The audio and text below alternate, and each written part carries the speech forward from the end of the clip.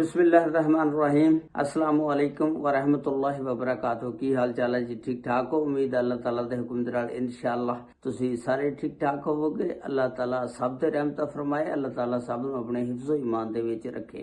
अज दे vlog दे विच मैं तुहानूं दसांगा कि ये जिहड़ी तस्वीर तुसी वेख रहे हो साइड ते, इस लड़के दा नाम वकास सी। इहदी उम्र 17 साल सी ते ये 8 भैणां दा कल्ला ही भरा सी ते बड़ियां दुआवां तो बाद ਇਹ ਅੱਲਾਹ ਤਾਲਾ ਨੇ ਭਰਾ ਦਿੱਤਾ ਸੀ।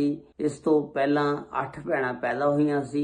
ਹਰ ਦਫਾ ਇਹੀ ਦੁਆ ਕਰਦੇ ਸੀ ਕਿ ਇਸ ਦਫਾ ਅੱਲਾਹ ਬੇਟਾ ਦੇਗਾ, ਇਸ ਦਫਾ ਅੱਲਾਹ ਬੇਟਾ ਦੇਗਾ। ਇਸ ਤਰ੍ਹਾਂ ਕਰਦਿਆਂ ਕਰਦਿਆਂ 8 ਭੈਣਾਂ ਹੋ ਗਈਆਂ। 8 ਭੈਣਾਂ ਤੋਂ ਬਾਅਦ ਫਿਰ 9ਵੀਂ ਦਫਾ ਜਿਹੜਾ ਫਿਰ ਅੱਲਾਹ ਨੇ ਬੇਟਾ ਅਤਾ ਕੀਤਾ। ਤੇ ਜਦੋਂ ਦੁਆਵਾਂ ਮੰਗ ਕੇ ਬੇਟਾ ਲਿਆ ਜਾਵੇ ਤੇ ਫਿਰ ਉਹਦੀ ਕਦਰ ਵੀ ਬੜੀ ਹੁੰਦੀ ਆ, ਕਿਉਂਕਿ 8 ਭੈਣਾਂ ਦਾ ਇਕੱਲਾ ਹੀ ਭਰਾ ਸੀ ਤੇ ਉਸ ਭਰਾ ਨੇ ਆਪਣੀ ਜਿਹੜੀ ਜ਼ਿੰਦਗੀ ਆ ਭੈਣਾਂ ਦੀ ਖਾਤਰ ਜਿਹੜੀ ਹੈ ਨਾ ਕੁਰਬਾਨ ਕਰ ਦਿੱਤੀ। ਉਹਨਾਂ ਦੇ ਉੱਤੇ ਆਪਣੀ ਜਾਨ ਨਿਸ਼ਾਵਰ ਕਰ ਦਿੱਤੀ ਤੇ ਜ਼ਾਲਮਾਂ ਨੇ ਇਕੱਲੇ ਭਰਾ ਨੂੰ ਵਿਚਾਰੇ ਨੂੰ ਮਾਰ ਦਿੱਤਾ ਔਰ ਭੈਣਾਂ ਨੇ ਜਿਹੜਾ ਭਰਾ ਦੁਆਵਾਂ ਦੇ ਨਾਲ ਲਿਆ ਸੀ ਉਹਨੂੰ ਇਸ ਦੁਨੀਆ ਤੋਂ ਖਤਮ ਕਰ ਦਿੱਤਾ। ਤੇ ਉਹ ਜ਼ਾਲਮਾਂ ਨੇ ਉਹਨੂੰ ਕਿਉਂ ਮਾਰਿਆ ਉਹਦੀ ਸਾਰੀ ਤਫਸੀਲਾਤ ਇਸ ਵੀਡੀਓ ਦੇ ਵਿੱਚ ਮੈਂ ਤੁਹਾਨੂੰ ਦੱਸਾਂਗਾ। ਲੋਧਰਾਂ ਦਾ ਇਲਾਕਾ ਆ, ਉੱਥੇ ਕੁੰਦੀ ਬਲੋਚਾਂ ਇਲਾਕਾ ਆ, ਉੱਥੇ ਇਹ ਵਾਕਿਆ ਪੇਸ਼ ਆਇਆ। ਇਹ ਵਕਾਸ ਜਿਹੜਾ 17 ਸਾਲ ਦੀ ਉਮਰ ਦਾ ਸੀ ਤੇ 8 ਭੈਣਾਂ ਤੋਂ ਬਾਅਦ ਅੱਲਾ ਨੇ ਬੜੀਆਂ ਦੁਆਵਾਂ ਤੋਂ ਬਾਅਦ ਦਿੱਤਾ ਸੀ। ਇਸ ਫੈਮਿਲੀ ਦੇ ਸਰਬਰਾਹ ਦਾ ਨਾਮ ਹੁੰਦਾ ਰਾਂਝਾ, ਇਹਦੀ ਬੇਗਮ ਦਾ ਨਾਮ ਸੀ ਆਸਮਾ। ਤੇ ਅੱਲਾਹ ਤਾਲਾ ਨੇ ਇਹਨਾਂ ਨੂੰ ਨਾ ਜਦੋਂ ਵੀ ਦੇਣੀ ਬੇਟੀ ਅਤਾ ਕਰਨੀ, ਜਦੋਂ ਵੀ ਦੇਣੀ ਬੇਟੀ ਅਤਾ ਕਰਨੀ। ਇਸ ਤਰ੍ਹਾਂ ਮੁੰਡਾ ਲੱਭਦਿਆਂ 9ਵੀਂ ਦਫਾ ਜਾ ਕੇ ਅੱਲਾਹ ਤਾਲਾ ਨੇ ਇਹਨਾਂ ਨੂੰ ਮੁੰਡਾ ਦਿੱਤਾ। ਤੇ ਜਦੋਂ ਉਹ ਲਿਆ ਬੇਟਾ ਬੜੀਆਂ ਖੁਸ਼ੀਆਂ ਕੀਤੀਆਂ ਕਿ ਸਾਨੂੰ ਅੱਲਾਹ ਨੇ ਬੇਟਾ ਦਿੱਤਾ। ਤੇ ਇਹ ਵਾਕਿਆ ਇਸ ਤਰ੍ਹਾਂ ਪੇਸ਼ ਆਇਆ ਕਿ ਇਹਨਾਂ ਦੀਆਂ ਵਕਾਸ ਦੀਆਂ 2 ਭੈਣਾਂ ਸੀ ਬੜੀਆਂ, ਜਿਹਦਾ ਨਾਂ ਸੀ ਰਾਬਿਆ ਔਰ ਸਾਦੀਆ। ਰਾਬਿਆ ਔਰ ਸਾਦੀਆ ਦੀ ਜਿੱਥੇ ਸ਼ਾਦੀ ਹੋਈ ਸੀ ਨਾ, ਇਹਨਾਂ ਦਾ ਵਾਲਿਦ ਜਿਹੜਾ ਰਾਂਝਾ ਸੀ ਇਹ ਗੁਲਾਮ ਹੁਸੈਨ ਸੀ, ਉਹਦਾ ਨਾਂ ਖਾਲੂ ਸੀ ਲੱਗਦਾ ਰਾਂਝੇ ਦਾ। ਉਹਨਾਂ ਦੇ ਬੇਟਿਆਂ ਦੇ ਨਾਲ ਇਹਦੀ ਸ਼ਾਦੀ ਰਾਬਿਆ ਦੀ ਤੇ ਸਾਦੀਆ ਦੀ ਹੋਈ ਸੀ। ਤੇ ਰਾਬਿਆ ਤੇ ਸਾਦੀਆ ਦੇ ਜਿਹੜੇ ਖਾਵਾਂ ਸੀ ਸ਼ੌਹਰ, ਉਹਨਾਂ ਦਾ ਨਾਮ ਸੀ ਫਹੀਮ ਤੇ ਅਜ਼ੀਮ। ਗੁਲਾਮ ਹੁਸੈਨ ਜਿਹੜਾ ਸੀ ਇਹ ਰਿਸ਼ਤੇ ਦੇ ਵਿੱਚ ਰਾਂਝੇ ਦਾ ਖਾਲੂ ਲੱਗਦਾ ਸੀ। ਉਹਦੇ 2 ਬੇਟੇ ਸੀ ਫਹੀਮ ਤੇ ਅਜ਼ੀਮ। ਤੇ ਸਾਦੀਆ ਦੀ ਤੇ ਰਾਬਿਆ ਦੀ ਸ਼ਾਦੀ ਦੋਨਾਂ ਭਰਾਵਾਂ ਦੇ ਨਾਲ ਹੋਈ ਸੀ। ਇਹ ਸਕੇ ਭਰਾ ਸੀ ਦੋਨੋਂ। ਜਿਹੜਾ ਖਾਲੂ ਸੀ ਨਾ ਗੁਲਾਮ ਹੁਸੈਨ ਰਾਂਝੇ ਦਾ, ਯਾਨੀ ਲੜਕੀਆਂ ਦਾ ਸੁਸਰ, ਇਹ ਬੜਾ ਜ਼ਰਾ ਸਖਤ ਤਬੀਅਤ ਦਾ ਸੀ।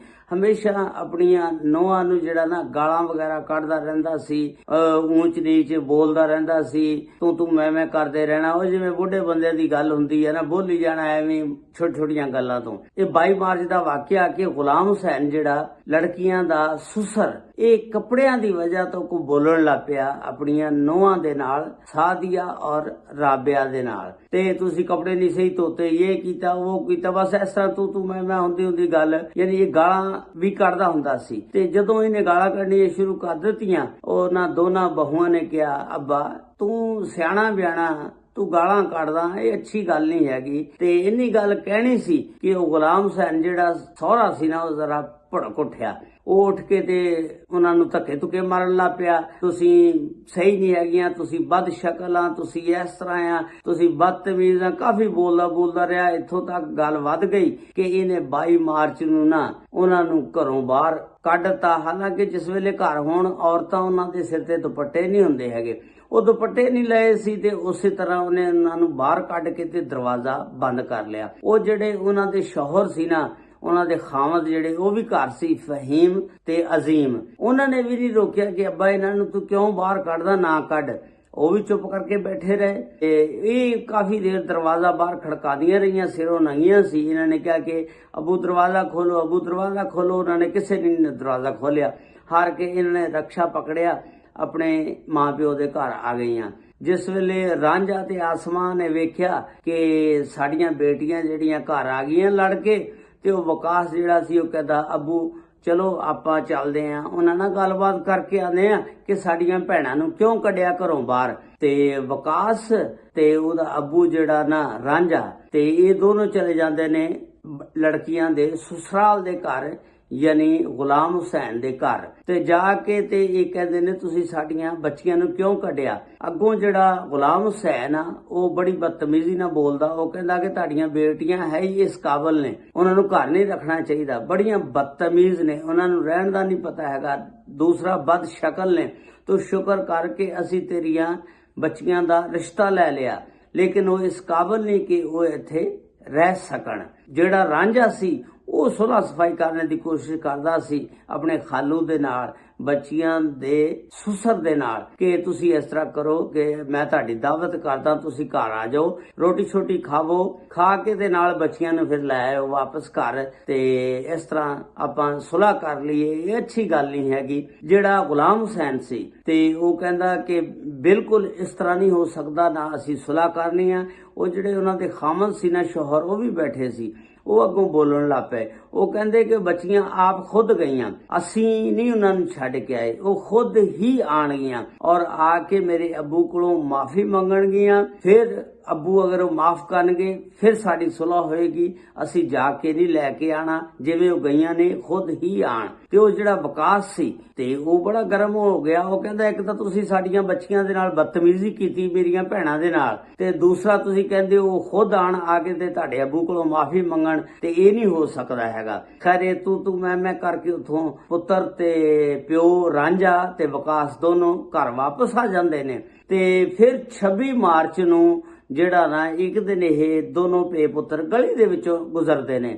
ਜਿਸ ਵੇਲੇ ਲੰਘਦੇ ਨੇ ਉਹ ਜਿਹੜੇ ਨੇ ਗੁਲਾਮ ਹੁਸੈਨ, ਇਹ ਰਾਂਝੇ ਦਾ ਖਾਲੂ, ਇਹ ਨਾ ਗਾਲਾਂ ਗੂਲਾਂ ਕੱਢਣ ਲੱਗ ਪਿਆ, ਬੋਲਣ ਲੱਗ ਪਿਆ, ਤੂੰ ਮੈਂ ਕਰਨ ਲੱਗ ਪਿਆ, ਜਿਵੇਂ ਆਦਤ ਹੁੰਦੀ ਨਾ ਗਲੀ ਚੋਂ ਲੰਘੇ ਤੇ ਬੋਲਣ ਲੱਗ ਪਿਆ। ਤੇ ਉਹ ਵਿਕਾਸ ਤੇ ਰਾਂਝਾ ਕਹਿੰਦੇ ਤੂੰ ਗਾਲਾਂ ਨਾ ਕੱਢ, ਇਹ ਅੱਛੀ ਗੱਲ ਨਹੀਂ ਹੈਗੀ।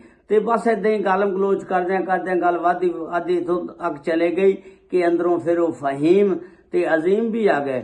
ਉਹਨਾਂ ਨੇ ਪਿਸਟਲ ਪਕੜਿਆ ਔਰ 2 ਫਾਇਰ ਜਿਹੜੇ ਨੇ ਵਿਕਾਸ ਨੂੰ ਮਾਰਤੇ ਔਰ 1 ਫਾਇਰ ਜਿਹੜਾ ਰਾਂਝੇ ਨੂੰ ਮਾਰ ਦਿੱਤਾ। ਵਿਕਾਸ ਜਿਹੜਾ ਵਿਚਾਰਾ ਉਹ ਮੌਕੇ ਤੇ ਮਰ ਗਿਆ।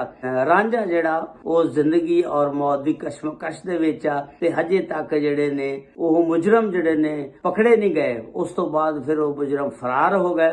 ਤੇ ਹੁਣ ਦੇਖੀਏ ਇਸ ਕੇਸ ਦੇ ਵਿੱਚ ਕੀ ਬਣਦਾ। 8 ਭੈਣਾਂ ਦਾ ਕੱਲਾ ਹੀ ਭਰਾ ਵਿਚਾਰਾ ਇਸ ਦੁਨੀਆ ਤੋਂ ਆਪਣੀ ਭੈਣਾਂ ਦੀ ਖਾਤਰ ਉਹਨਾਂ ਦੀ ਜ਼ਿੰਦਗੀ ਨੂੰ ਬਚਾਉਂਦਿਆਂ ਆਪਣੀ ਜ਼ਿੰਦਗੀ ਦਾਅ ਤੇ ਲਾ ਕੇ ਤੇ ਖਤਮ ਕਰ ਗਿਆ ਆਪਣੀ ਜ਼ਿੰਦਗੀ, ਔਰ ਜ਼ਾਲਮਾਂ ਨੇ ਉਹਨੂੰ ਮੌਕੇ ਤੇ ਮਾਰ ਦਿੱਤਾ। ਤੇ ਹੁਣ ਦੇਖੀਏ FIR ਫਿਰ ਜਿਹੜੀ ਆ ਉਹ ਲੋਧਰਾ ਥਾਣੇ ਦੇ ਵਿੱਚ ਦਰਜ ਹੋਈ ਤੇ ਇਸ FIR ਦੀ ਮੁਦਈ ਜਿਹੜੀ ਰਾਬਿਆ ਬੜੀ ਭੈਣ ਸੀ ਉਹ ਬਣੀ ਆ। ਤੇ ਹੁਣ ਵੇਖਦੇ ਆ ਕਿ ਪੁਲਿਸ ਜਿਹੜੀ ਆ ਇਹਨਾਂ ਨੂੰ ਪਕੜ ਕੇ ਕੈਫਰੇ ਕਿਰਦਾਰ ਤੱਕ ਪਹੁੰਚਾਉਂਦੀ ਆ ਜਾਂ ਨਹੀਂ, ਇਹ ਅੱਲਾ ਹੀ ਬਿਹਤਰ ਜਾਣਦਾ। ਅੱਲਾਹ ਤਾਲਾ ਸਭ ਤੇ ਰਹਿਮਤ ਫਰਮਾਏ, ਅੱਲਾਹ ਤਾਲਾ ਸਭ ਨੂੰ ਆਪਣੇ ਹਿਫਜ਼ੋ ਮਾਨ ਚ ਰੱਖੇ। अस्सलामु अलैकुम व रहमतुल्लाहि व बरकातुहू।